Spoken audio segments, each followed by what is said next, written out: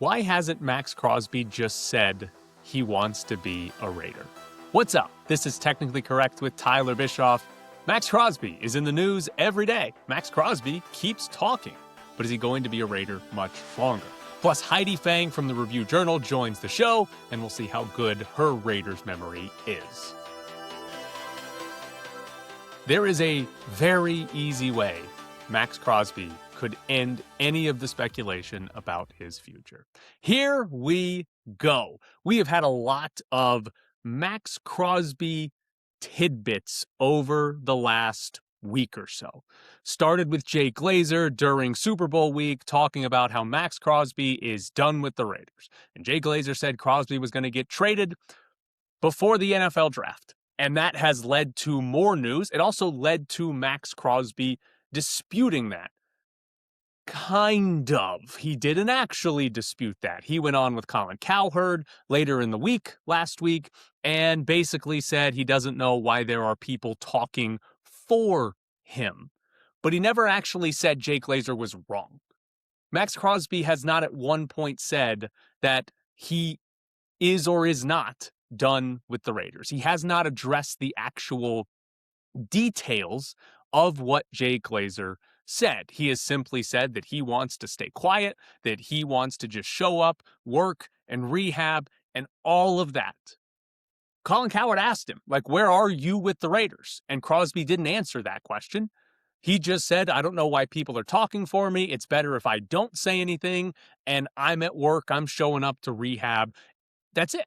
That's what Crosby had to say. We also got a little bit of a tidbit at Clint Kubiak's introductory press conference. Two tidbits, one of which is that Maxx Crosby was not in attendance for the actual press conference, like other players were. Ashton Jeanty was in attendance for that press conference. But Clint Kubiak did say that they had coffee. Kubiak, had coffee with Crosby the day of that press conference. Kubiak also gave the quote, "We want him to be part of our success going forward." Mark Davis talked to the media after that press conference. Ryan McFadden tweeted this out of ESPN. Mark Davis said, when asked about Crosby remaining with the Raiders, said, yeah, Max has been a great Raider. He's a great Raider. He's gone through a lifetime of development here for 7 or 8 years, and he is still a Raider, so it's all good. I don't know how much those quotes mean anything. I wouldn't expect the head coach or the owner to come out and just be like, oh yeah, we're done with him. Right? I don't think that's going to happen. I think we got pretty generic positive statements, right? Mark Davis has always been a big fan of Maxx Crosby, and I think even if they do trade him, he's not going to want to trade him. And then Clint Kubiak didn't say anything crazy. He just said Crosby's good, and we want him to be part of the team going forward. What I think is interesting, though, the detail to read into, is why didn't Maxx Crosby show up to the press conference? If Maxx Crosby wanted to make a statement with his presence about his thoughts on the Raiders and his future, there was a very easy way to do that. Show up to the press conference, right? The Raiders tweeted out a video where Clint Kubiak walks in the building and there's a bunch of people that work for the Raiders lining the stairs inside their lobby. There's some players there. Raiders tweet out a video showing Kubiak talking to everybody, shaking hands. He shakes hands with Ashton Jeanty. Maxx Crosby's not in that video. And I think if he was, the Raiders would have put them in their video. So Crosby wasn't there when Kubiak sort of first got introduced to the building, and he wasn't there for the introductory press conference. Those are two places where Crosby could have very, very easily just walked in, just been there. Don't even have to say anything. Just be there. And it would have meant something. Instead, Crosby's lack of appearance is what's noteworthy. He did have coffee with Kubiak, which is interesting because Kubiak made it sound like it was in the practice facility. Like this wasn't a, hey, I called him up and we went and met at a coffee shop. This was a, I showed up to work and Maxx Crosby was here because he's here rehabbing and lifting weights, whatever he's doing. And so I saw him in the cafeteria and we sat down and had some coffee for a second. It seems more like a, oh, conveniently we ran into each other, not a we planned to talk to each other, which I think makes a big difference if we're trying to interpret what Maxx Crosby wants when Maxx Crosby hasn't said what he wants. So I think if Crosby shows up to the press conference, I think if Crosby is there early when Kubiak walks in the door and is meeting everybody, that we could infer, oh, Crosby might be on board with where the Raiders are going, what the Raiders are doing. But he didn't do that. Doesn't mean he's like, oh yeah, I'm done with the Raiders and all of that. But this is the thing I don't understand. This is where it's even simpler than that. Maxx Crosby, on Radio Row, wasn't physically there, but he was on multiple shows during Radio Row after the Jay Glazer report. Multiple shows. And the Colin Cowherd one's the one that's got the most attention. At no point on those shows did Maxx Crosby say, I want to be a Raider. He did not say that. At no point did he say, I do not want to be traded. He never said that. He has complained that people are talking for him, which is valid. That's fine. If he doesn't know Jay Glazer or didn't talk to Jay Glazer, then he probably should be a little upset that Jay Glazer's out here saying Crosby's done with the Raiders. He wants to be traded. That's fine. But the best way to stop any of that from happening is to just come out and say, I am a Raider. I'm here. I'm good to go for the rest of my contract. Or at least I'm a Raider for 2026. However he wants to phrase it. If Maxx Crosby came out and said that, it would all be done. The only question then would be, do the Raiders want to trade him? But that's not what we're talking about, because all of the reports have been Crosby's done with the Raiders. Crosby wants to be gone from the Raiders. Not that the Raiders are interested in trading him. It's that he is done. And if Crosby's tired of people talking about that, then just come out and say you're a Raider. Like he just posted a podcast yesterday, The Rush with Maxx Crosby, that they do roughly once a week. Did he say on there, I'm a Raider? I don't want to be traded. It's a podcast with your name on it. If you want people to stop talking about it, whether or not you want to leave the Raiders, just come out and say, I'm a Raider. That's all he has to do. And this is all done. Now, all of it's done. Not one person will question whether or not Maxx Crosby is going to ask for a trade or not. If Maxx Crosby just comes out and says, I want to be a Raider. But he hasn't done that yet, which makes you think what? He wants to be traded. Like, genuinely. That's what it makes me think, is that he wants to be traded because he hasn't come out and said, oh, I'm a Raider. Why the hell would I want to go anywhere else? Right? That's how you shut this down. That's it. So for as much as people want to be like, oh, there's always rumors about Crosby getting traded and Crosby's a Raider for life. If he was, he would say that by now. I do think there's one other area or one other aspect that could be playing into this. And I actually think this might be the most realistic option here. And that it is simply that Maxx Crosby doesn't know what he wants yet. I think that genuinely might be his side of the situation. The Raiders could trade him even if he wants to stay. But I genuinely think his side of the situation, it might simply be he doesn't know. Maxx Crosby has played for one organization his entire career. Maxx Crosby loves being a Raider. Maxx Crosby, he genuinely loves it. I've talked about this before. Crosby thinks less of LeBron James and more of Kobe Bryant and Michael Jordan because of what they did for one franchise in their career, right? They stayed with one franchise. Jordan went to the Wizards, but whatever. They stayed with one franchise in their career. They didn't jump around from team to team. Crosby has said out loud that he values that. And so in his mind, right, leaving the Raiders to go to a different team, right? If he left the Raiders and ends up in Buffalo or something like that, he's the LeBron James of that scenario, and he doesn't like that. He doesn't value that. He said that before. So I can understand that, he puts a lot of value on being a Raider and being with this one team. He likes being here too. But if Maxx Crosby wants to win, it's probably not going to happen with the Raiders. At least if Maxx Crosby wants to win when he's at the height of his powers, when he's in his peak, it's probably not going to happen with the Raiders. Because if things go really well for the Raiders, then maybe 2027 and Crosby would be 30, and there's some chance there. But most likely, if things go just decently well for the Raiders, we're talking about 2028 and 2029 as sort of the key years for, hey, they might be something. Crosby will be 31 and then 32 in those years, and the reality is that he'll be either out of his peak or on the downside of his peak and might not even be like the best defensive player on a team that can win a Super Bowl. So if Crosby wants to win while he's in his peak, he's got to go somewhere else. And obviously, that's something that players are going to value as well. So I think the real answer to all of this might simply be Maxx Crosby doesn't know what he wants yet. And I think that's perfectly fine because it's an incredibly tough decision. Do you want to leave the only team you've played for, a team that you like playing for, right? He talked, was it Calvert? I can't remember. He talked to somebody on Radio Row about he's got his house here. He loves his house. He's going to have this house for however long, right? Not just how long he's a Raider, but he's going to have this house even when he's not a Raider necessarily. So he could get traded to Buffalo and keep his house in Vegas, right? He likes being here.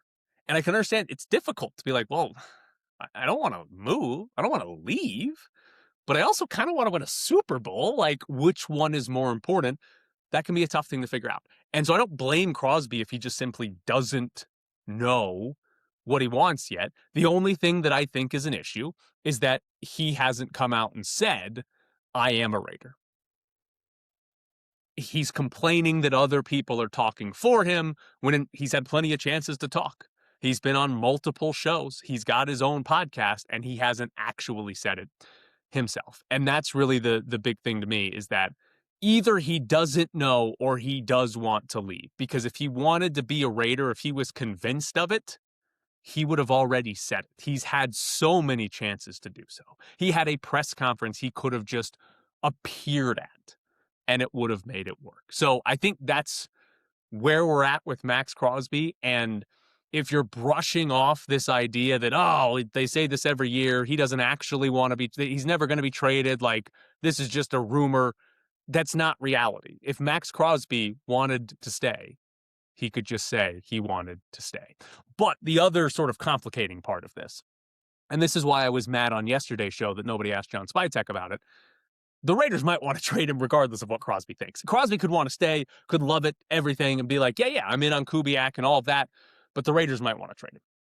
And if the Raiders want to trade him, then it might not matter what Crosby wants. They trade him and get whatever draft picks they want to rebuild their future.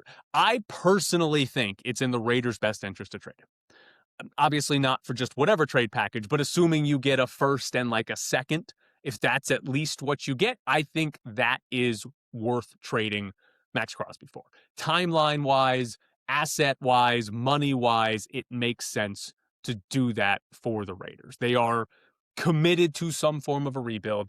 That's what I would be looking to do if I were the Raiders, would be to trade him away, get back a first plus, maybe 2 firsts. I mean, it's possible. I'd be surprised, but maybe 2 firsts and go from there. I know he's hurt as well, and we had what was it, Ian Rappaport story where it's like, yeah, he actually had to get more serious surgery than everybody thought, and instead of a 4 to 6 week recovery, it's actually a 3 to 4 month recovery. Our team's going to trade for a guy who's in the middle of rehabbing a knee injury when he's going to be 29 years old, and it's the second straight year he's missed time due to injury. That makes him less valuable. Yes, so maybe that's why a trade can't happen anytime soon, but I think the Raiders would be in their best interest to do that and get some draft picks that would help them 3 years from now when they, in theory, should be entering some sort of playoff contention, if everything goes really well, championship contention window. Obviously, if Mendoza's bad, there's going to be no championship window, but that in theory is where the Raiders should be looking, and trading Crosby would help quite a bit. So until Crosby comes out and says, I want to be a Raider, there's going to be trade speculation. There's going to be reports because he has not shut this down, despite having ample opportunity to do so. Battle Blast, been serving Las Vegas since June 2012 with the very best in family entertainment. We are proud to provide the best facility, equipment, and service possible. Strap on laser tag vests, step into the 5,600 square foot 2-story arena designed to look like a worn-torn city street. An exciting atmosphere filled with exhilarating music, blacklight effects, and fog. Battle Blast also features a viewing deck for those not playing can watch players vest up and catch a view of the action going on in the arena. In between games, check out our arcade and prize center and enjoy tasty treats from our snack bar. Birthday parties, sports teams, group outings, and corporate events. Battle Blast does it all. We want to make your Battle Blast experience so good you'll want to return again and again. Battle Blast is the ultimate destination for family fun and friendly competition.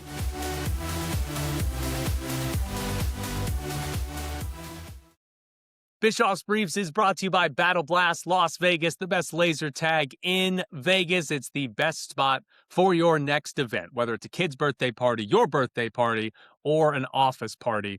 Bring everybody to Battle Blast Las Vegas. Get your friends, your family, your coworkers out to Battle Blast Las Vegas. They've got an arcade and prizes. There's more than just laser tag. It's Battle Blast Las Vegas, located at 8125 West Sahara Avenue.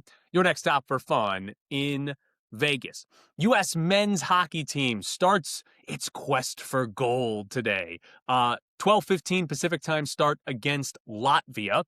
By the way, the women play in a quarterfinal on Friday at 12:10 against Italy. But the men start today, the U.S. men. Jack Eichel is expected to be the center of the top line with Brady and Matthew Tkachuk. Noah Hannafin is going to be a healthy scratch. You might be listening to this by the time the game is played, but Initially, I thought I saw that he was in the top 6 of the defensemen, but then I've seen recently he's actually the 4th pair, which would not be playing. So don't actually know what's happening if Noah Hannafin's going to be playing or not, but Eichel absolutely will be. So U.S. men's hockey starts today, as does Canada. We saw a couple of games yesterday. Italy almost won a game where they got outshot by like 70 or something ridiculous like that. Also in college football, Sportico apparently obtained the agreement between North Dakota State and the Mountain West. So they're joining the conference. What exactly are all of the details and everything that those two sides have to agree to, right?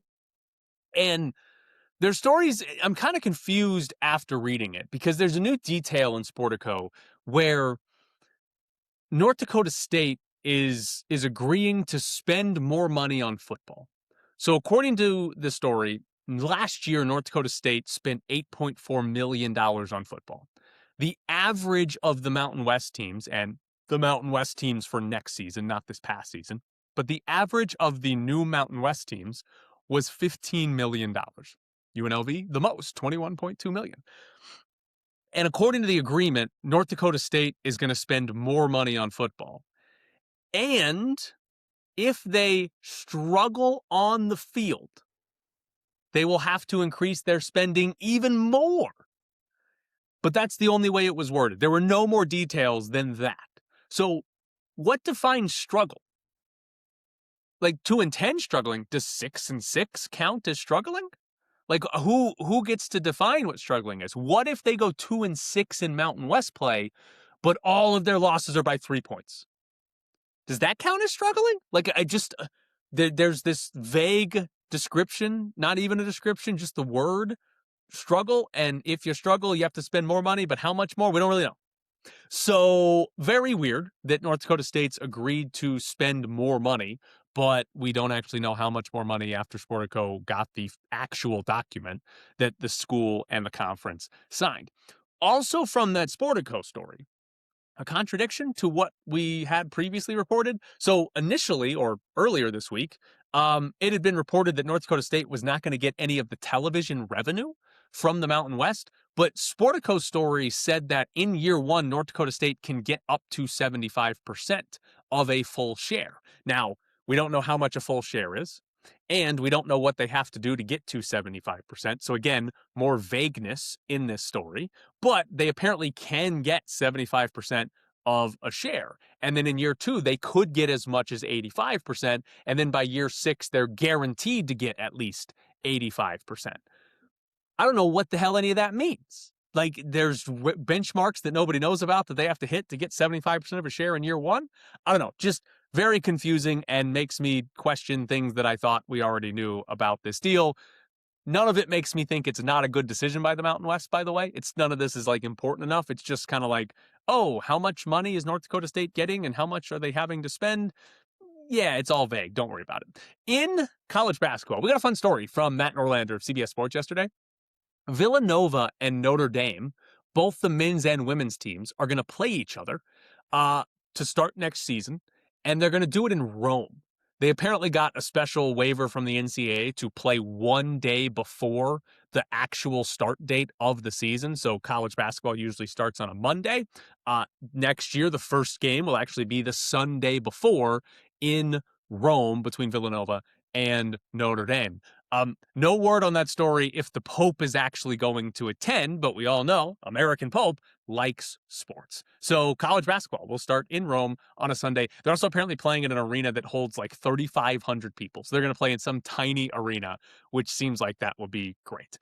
In the NFL, there could be a change coming to the onside kick. So Pro Football Talk had a story on this. The onside kick has been completely ruined, right? You can't recover these things. The onside kicks were recovered 8% of the time this season. And apparently the NFL owners of the rules committee, they're going to look at possibly getting rid of the onside kick and giving teams the one offensive play to keep the ball. According to this story, it would be a 4th and 13 play. So basically, you line up, you get 13 yards, you keep the ball. You don't get 13 yards, your opponent gets the ball. It's just going to be like a drive starting on 4th and 13, right?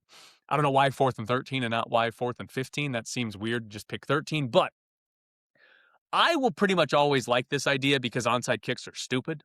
The whole idea of an onside kick is, all right, we're going to kick the ball. It has to go 10 yards, and we're just going to hope it takes a dumb bounce and you can't catch it and we do. Like there's no skill involved. Like we know there's no skill involved on the kicker side because you watch onside kicks and most of them suck. So we know these guys can't do it regularly well.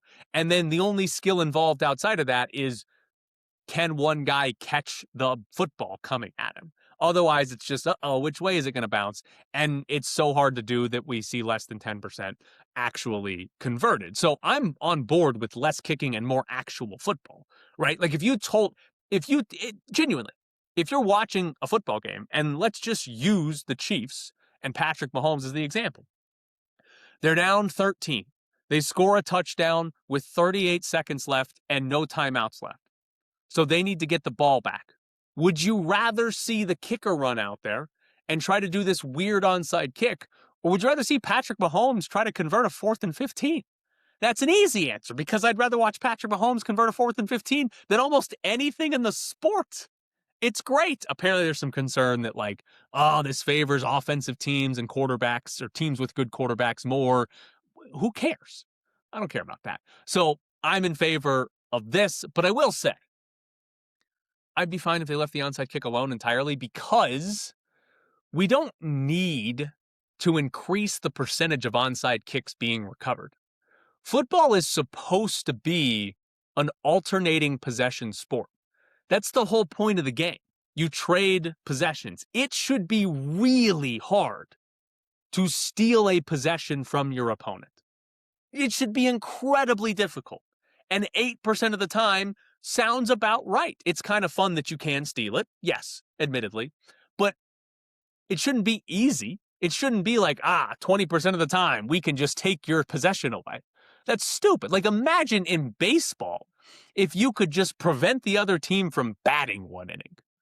You're just like, okay, you'd be like, well, that's the antithesis of the sport. That's not what we're supposed to be doing here. That's how I feel about onside kicks. Is like, yeah, they're cool when a team's trying to come back and everything, and like the potential of it. But the reality is that goes against the nature of the sport. The whole point of the sport is we trade possessions and who scores more points wins the game. Not we trade possessions, we have more points than you, and you don't have time you can't get possession back. Oh, just kidding. You stole possession from us. That's just dumb.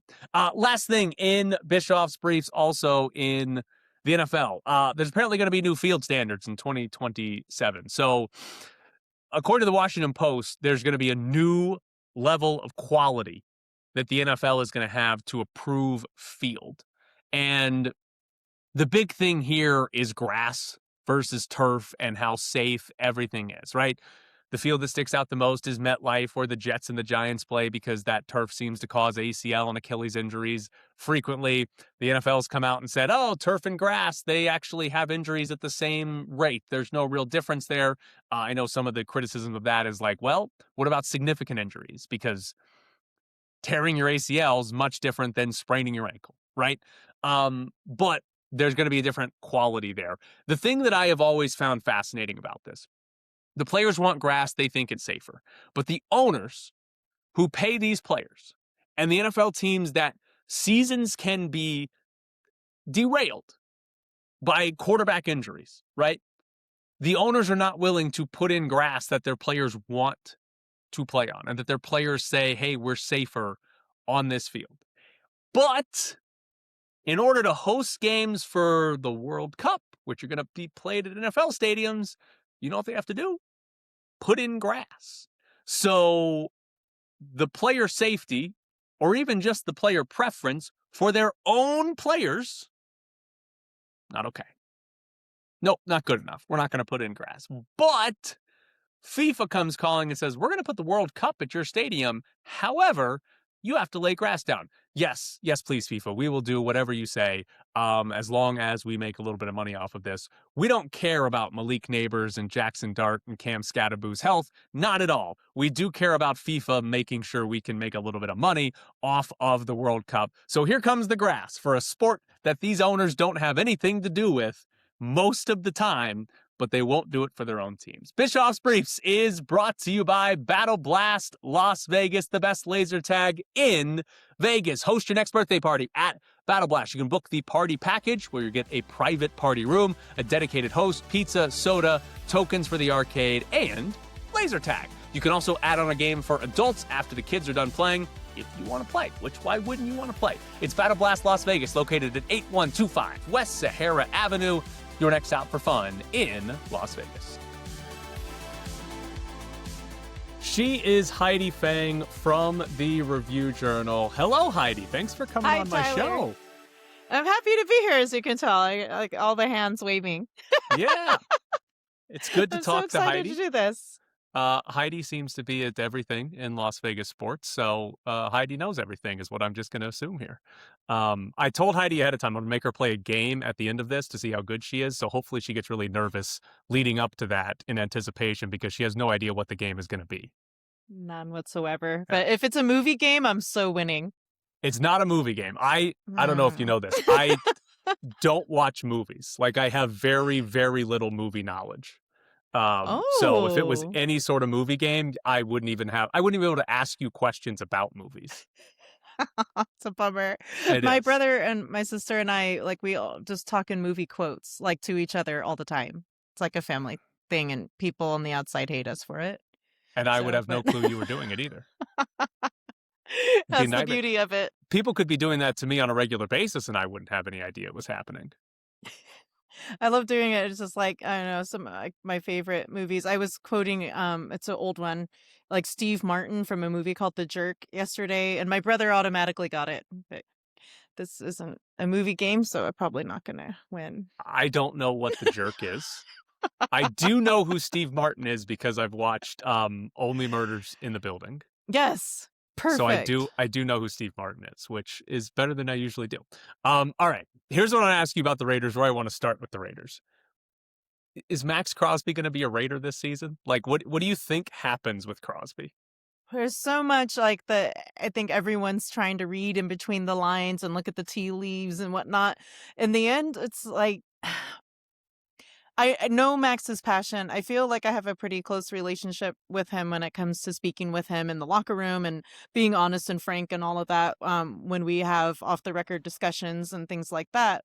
There was no inkling to me whatsoever, except for knowing, obviously, that he was upset by being benched in the final couple of games of the season, to lead me to believe that Maxx would not don the silver and black next year. When you hear Kubiak yesterday, for instance, talking about Maxx, and Mark Davis talking about Maxx, they are seemingly aligned and also both very interested in getting him back involved in the picture, having a, let's go with him as being part of our future success type mindset. So that leads me to believe that they are getting aligned. Whether or not that means that his trade value could be worth something to this team that is looking at yet another rebuild from a player who's been drafted by them, from 2019 on to now, that this would be the peak of his value if you are going to move on Yeah. from him. But On I don't know. It's tough. on Max's side, because part of this is he could request a trade and then they would probably trade him. I would assume if he asked for one, they would say, okay, we'll trade you. He seems to put value into, I got drafted by the Raiders, playing for one team. Like he likes playing for the Raiders, even though they haven't done a lot of winning. If they were winning, this is no question. I think he's staying with the Raiders for the entirety of his career. But has there been ever anything he said or anything you've seen where it's like, yes, I want to play for the Raiders, but it's more important that I win something. It's more important that I'm on a team that could actually win playoff games. Like, has that ever been said by him or something you've observed where it's like, oh, wow, he might actually care about that more than staying with the Raiders? Max wears his heart on his sleeve. And that's something I remember from some of these locker room trips that have been absolutely abysmal. Starting off with the night before Josh McDaniels was let go, and we were in the Detroit locker room, and Max is just head hanging. He knows we're all standing there to talk to him. You know how that goes. Everyone's waiting at the locker room. Will Max speak? Because most of the time at those kinds of games, when there are huge losses, nobody wants to talk to us. Max usually always makes time to talk to us. So he was very emotional in that time. And he's like, I'm here. I'm through this team. We're just going to find ways to win. We're going to go. And he always says the same things. And I don't think it's just company jargon. I don't think it's just lingo that he's putting on. When we sat, gosh, I can't remember which locker room now, but it was like about last season. Sorry, it's all starting to blend together for me. As you know, I've covered this team for like the last 10 years. It might have been the year before. I think it was this past season. And I think it was in SoFi. And somebody had asked him about, the loss and his commitment to the team. And he's like, it's tattooed right here.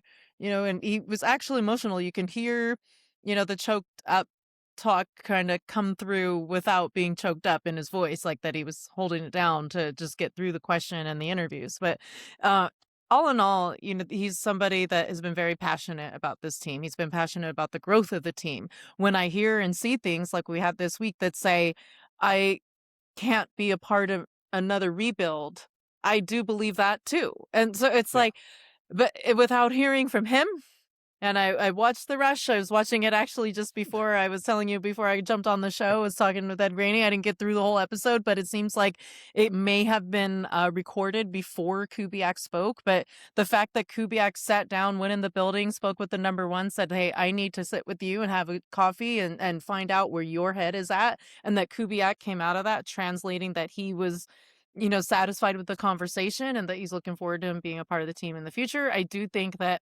that resounded with some of the media there that he does want to be involved, and the fact that he is at the headquarters, the fact that he did that interview tour after Jay Glazer was on the Yahoo Sports Daily Show and dropped all those bombs into the world, and then the pickup, the pieces was starting. Well, Max went on from the headquarters in his Raider gear, decked out head to toe, and also saying that he was at the headquarters, had been there since the morning working on his rehab. Those to me are all signs that, okay, those are the breadcrumbs, but is the upper management, is the brass looking to move on? That could be a completely different issue from what Max wants. Yeah. So from Max's perspective, I feel like could be very evident that he just doesn't necessarily know, because it's a hard decision of say, hey, I like living in Vegas. I like being a Raider, but I also would, like to win a Super Bowl, and that's a hard decision. But like you mentioned, from the team perspective, and also there's reasons for them to trade him away. And I think my biggest question on it is, if I gave you this hypothetical, John Spytek and Tom Brady decide it's in our best interest to trade Maxx Crosby. They have an offer from some team, and they're like, it's enough. There's enough value here. It's in our best interest. Would Mark Davis let it happen? Because he loves Maxx Crosby. Like, would Davis be okay with that trade? It's a great question, and something that, you would have to contemplate what the package would be. Yeah. Imagine it's like Micah Parsons level. Heck, I mean, even what Dallas gave out, for Quinnen Williams last year. It's like, how big would the package need to be? What would it need to trump? And even when you think about cap space and dead money from that perspective, I believe I read that it would just be $5.5 million that the Raiders would take a hit on with the contract with Max too. So it's like, not a lot, Yeah. It depends on the value you would get back. And if you look at that value, who are you going to get with that? Are you building your own line? Are you building a linebacker position? Are you building another defensive lineman?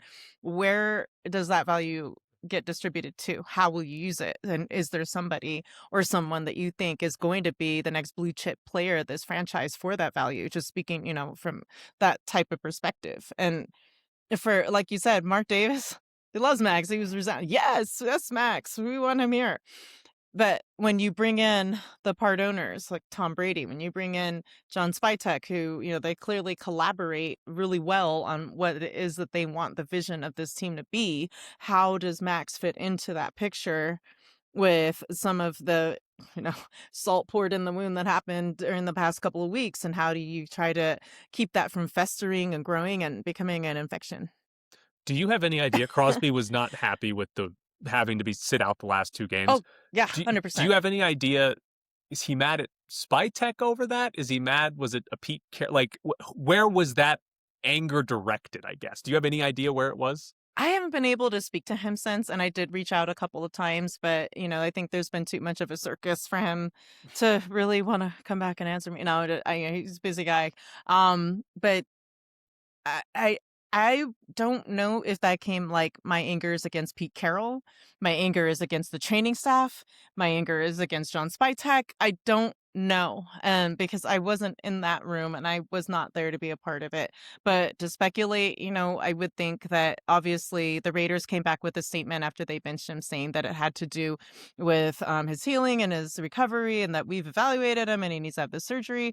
And you look at the process of that, it would have to have gone to one of the trainers within the building. And I saw a report today saying that it was a man named Guerrero, but I don't know that he was the one that went to Max and said, "Hey, guy, we got to sit you down." And he's like, "No, you're not sitting me down. I'm Maxx Crosby." I mean, you look at the players' end of it, no player wants to sit out. And, Max played through a torn labrum one year. And imagine having a torn labrum and then a broken hand on his hand that he uses to shift over his weight and all, and to basically work with every single play that he's on 80 times a game. If you're thinking 80 snaps a game, that he played through that. I think that was in the year of 2019. Because, yeah, I spoke to him. That was the year he got sober, and he had just showed me his tattoo. So it's 2019, his rookie year, playing through all of that.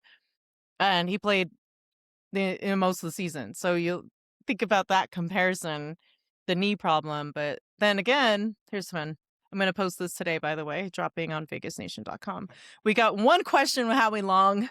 Ed Graney used that one question to say, how important is Max to the Raiders? And one of the things Howie said was that, I wish there would be somebody in there to reel him in sometimes, because they're trying to preserve his longevity.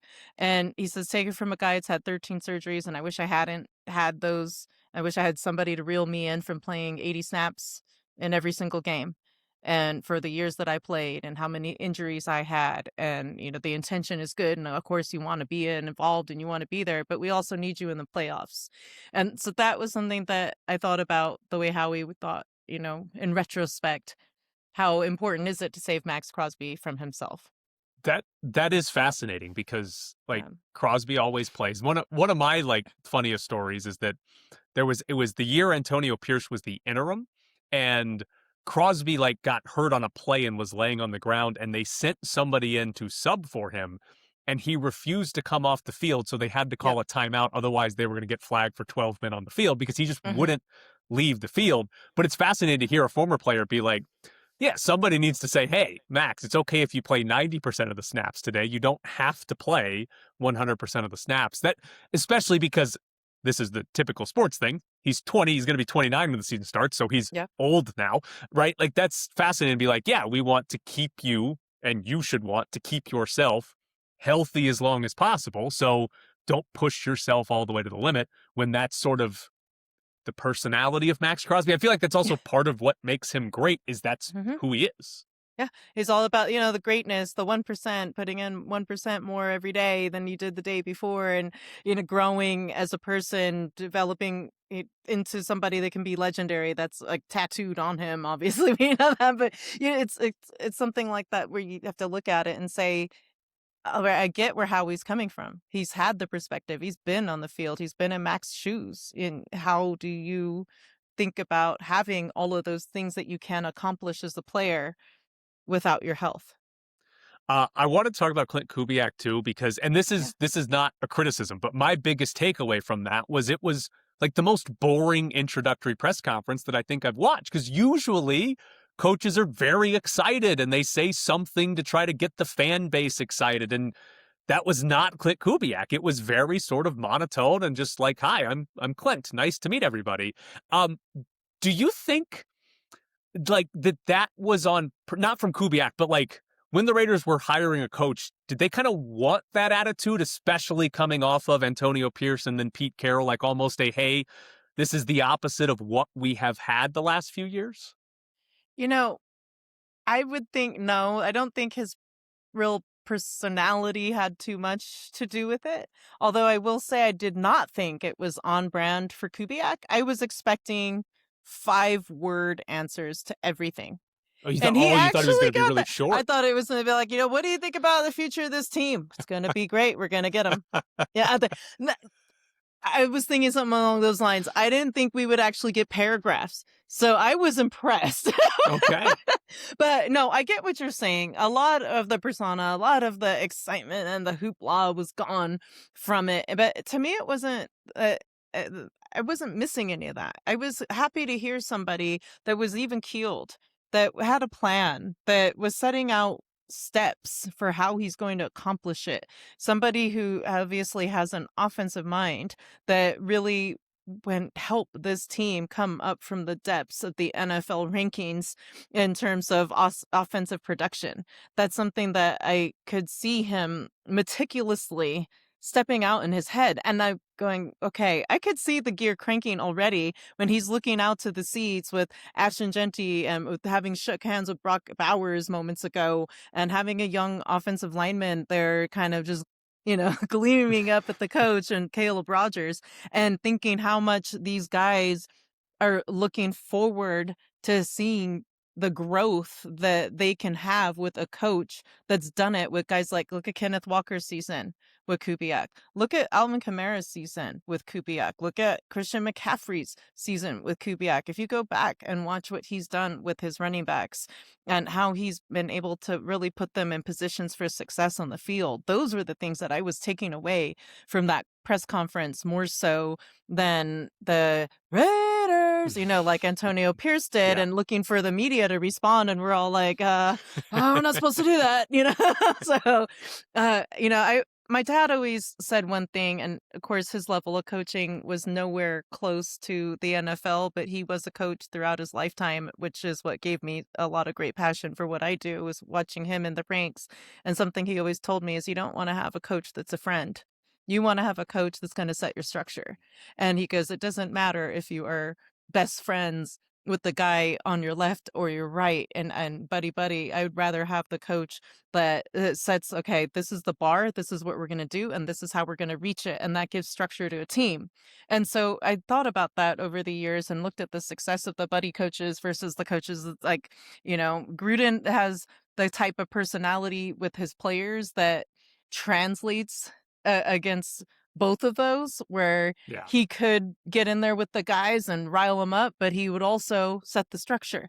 And I think that Kubiak has that ability as well in his own way. It's subtle, but I think he can get there. Worst part about having a dad who was a coach. Doing liners if you ran backwards with a football. I would watch him go, okay, and we would just get in sometimes for, giggles just to get our wiggles out as kids, and you would watch him, and if anybody ran backwards on a punt return, it would be 40 liners up and down, So, and then he coached basketball, liners, missed the free throw, liners. So it's like, okay, stuff like that. Don't set your feet on the charge, liners. Sounds like a nightmare. I mean, but no, he was always great with us. But I would see he did it mostly to like the athletes, and when I was watching the athletes, and they were like, "God, get me out of here."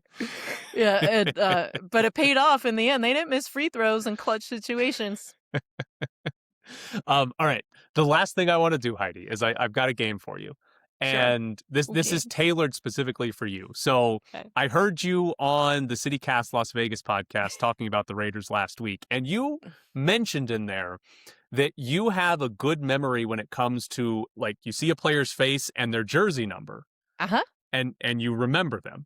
So I think I've got 6 jersey numbers. Whoa. Well, And let's get the glasses on. I want to know if you can tell me all of the players just for the Las Vegas Raiders Okay. that have worn these jersey numbers. Okay. Okay. So we'll start off very easy. I'm meditating. Yeah. I'll give you the amount of players that you have to answer. And if you want, I can give you like position and stuff too. But we'll start off easy and get harder. The first one, number 98. Well, that would be Maxx Crosby from pretty much the entire time of Las Vegas. Okay. Yes. He's the only one. All right. The second one is the number 2. 2 different players have worn the number 2 for the Las Vegas Raiders. Well, Daniel Carlson and Ashton Genty. Yes. All right. So those are the 2 easy ones. They're going to get a little bit harder now. Number 8. It's 4 players that have worn number 8 for the Raiders. Okay, Josh Jacobs, Daniel Carlson. I'm going back because that was before Marcus Mariota. Yes. And then there was one more. Don't tell me, it's in my brain. I could see it. It was in Oakland. It was here. It was here. It was between Jacobs and Carlson. Oh, and then Jacobs bought the number off of him, but it wasn't Mariota. No, it was after Jacobs. After Jacobs. Yes. It was another running back. Okay, so no, he didn't wear it. Amir Abdullah. Yes, that is correct. That is the 4 players that have worn number 8. All right. I don't know if you saw the hamster, but he did fall off my wheel. All right. And then he jumped back on. He said, I saw him meditating in Baltimore, and he's wearing the number 8. That's what I had to do. I had to visualize. All right. Now, there's only 2 players that wore this number. Okay. One should be easy, but one's going to be really difficult. Number 13. It's only 2 players that have worn 13. Philip Dorsett. How'd you get the hard one first? Hunter Renfrow. Because he was wearing it this year. Yeah, but he didn't even play a real game. But Dorsett's my dude. We talk about boxing. Okay. He tells me about how he grills his salmon. I should have made this way harder, apparently, if Philip Dorsett's coming that easily. All right. We have 4 players that have worn the number 7.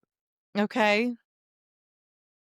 Hold on. Going back into my visualization mode. 7. Well, geez. Okay. Wait, no, he didn't, did he? Trayvon Merrick? He did. Trayvon Merrick did wear number 7. He changed his number on me. Yes. And so that one took me a minute because I had to go back into his number jersey changes, which always kind of freaked me out. Trayvon Merrick. Do you see the ball? Do you see like your purple glowing going on behind me?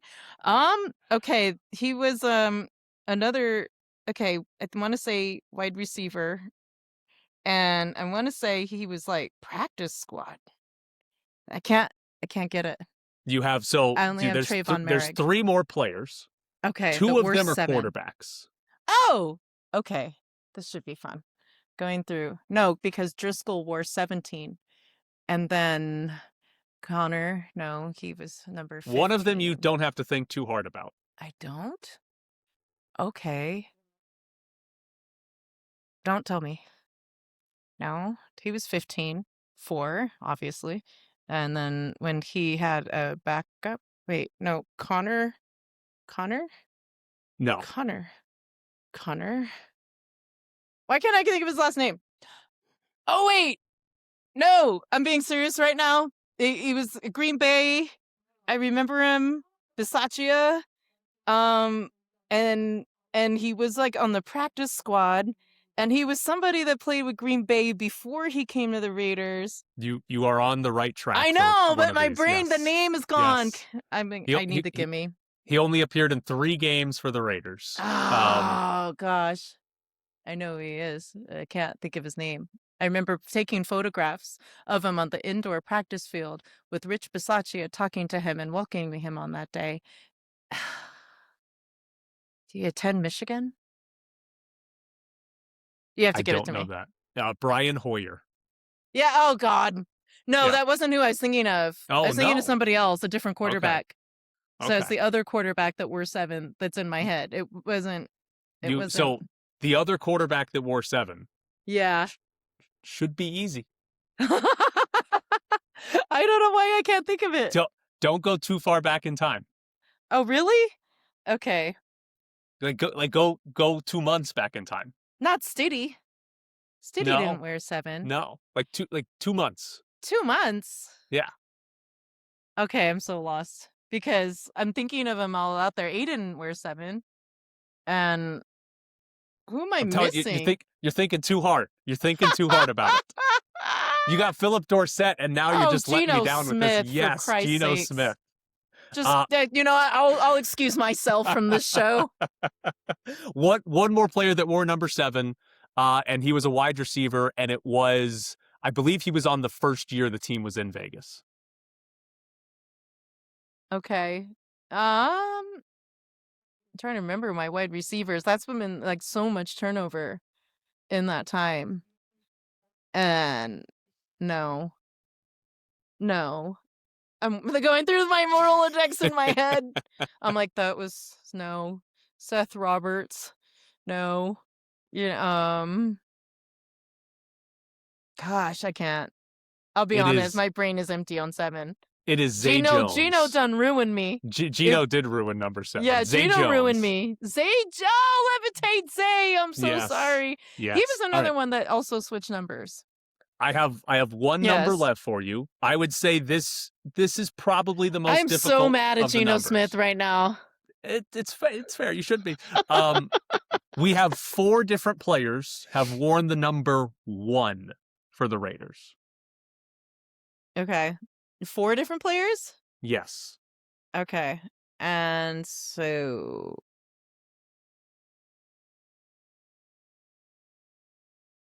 you got tough on me, and I'm ashamed of myself. You have 3 wide receivers. I believe one of them recently changed his number.